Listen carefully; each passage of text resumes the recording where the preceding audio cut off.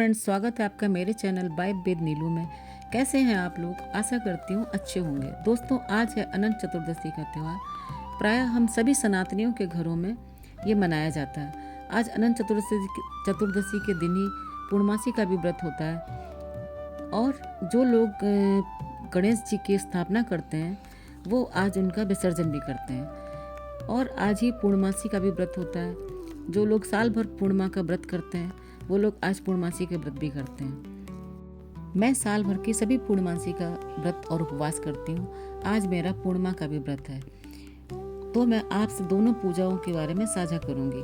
पूजा में सभी को भगवानों को स्नान करा के शालिग्राम को पंचामृत से स्नान कराया जाता है। सभी देवताओं को पंचोपचार से पूजा की जाती है। अनंत भगवान की पूजा के लिए हमें चाहिए एक चित्र जिसमें भगवान विष्णु, माँ लक्ष्मी शेष नाग के ऊपर विराजमान हो। ऐसी चित्र की पूजा करने का विधान है। और अनंत भगवान की पूजा के लिए भोग में हमारे यहाँ बनता है मीठा पुआ और उसी से भोग लगता है। मेरी सासू माँ एक बड़े से पुआ में 13 छोटे छोटे पुए बना के चिपकाती थी, उसी से भोग लगाती थी।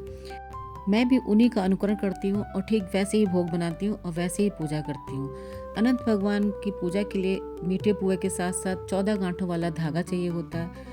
उस धागे को अनंत भगवान की पूजा में चढ़ाते हैं और 14 गांठों वाले धागे की पूजा करके हम सभी लोग उस धागे को ग्रहण करते हैं। उस धागे को महिलाएं अपने बाएं हाथ में बांधती और पुरुष अपने दाहिने हाथ में। और जो हमने मीठा पुआ बनाया था उसको एक अनंत के साथ हम किसी कन्या को या किसी ब्राह्मण को, धार्मिक मान्यताओं के अनुसार कहा जाता है कि पांडव जब दूध कीड़ा में अपना सब कुछ हार गए थे और वन में भटक रहे थे, कष्टों को पा रहे थे और दुखी हो रहे थे, तब भगवान कृष्ण ने उनसे कहा कि तुम सभी पांडव भगवान विष्णु के अनंत रूप का चिंतन करो और उनका पूजन करो, वही तुम्हारा सब कष्ट दूर करेंगे। पांडव ने ठीक वैसा ही किया, श्रद्धा के साथ भगवान का चिंतन और पूजन किया, 14 गांठों वाले धागे की पूजा की और अपनी बाह में धारण किया।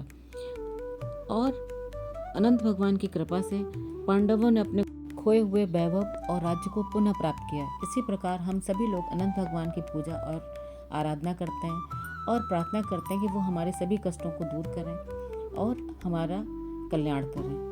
अब हम करेंगे सत्यनारायण भगवान की कथा और लगाएंगे उनका भोग, जिसमें होगी पंजीरी, पंचामृत, ऋतुफल, मिठाई। और सत्यनारायण के भोग में हमें एक विशेष बात बहुत ही ध्यान रखनी चाहिए कि भगवान को तुलसी दल बहुत ही प्रिय है। तुलसी दल का भोग लगाने के बाद, कथा पढ़ने के बाद अब हम करेंगे आरती। आरती करने के बाद हम करेंगे भगवान से प्रार्थना कि वो हमें हमारे सभी कष्टों को दूर करें, हमारे परिवार पे अपनी कृपा बनाए रखें, हम सबका कल्याण करें और करेंगे क्षमा याचना कि भगवान हमारी गलतियों को और हमारी त्रुटियों को क्षमा करें। आज की पूजा यहीं संपन्न होती है। आज का ब्लॉग आपको कैसा लगा कमेंट करके बताएं। धन्यवाद।